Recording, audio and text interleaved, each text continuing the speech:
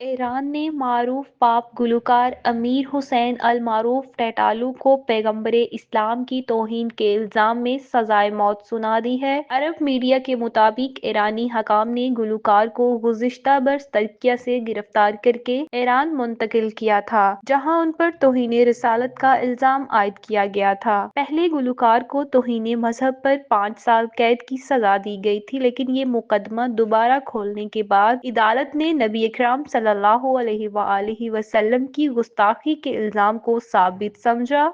اور اس پر پروسیکیوٹر نے پچھلی 5 سال قید کی سزا پر اعتراض کیا اور عدالت نے گلوکار کو توہین پیغمبر پر موت کی سزا سنا دی۔ یاد رہے کہ گلوکار امیر حسین ٹیٹالو 2018 سے استنبول میں مقیم تھے، جہاں سے انہیں ایران کی درخواست پر ترک پولیس نے گرفتار کیا اور دسمبر 2023 میں ایران کے حوالے کیا۔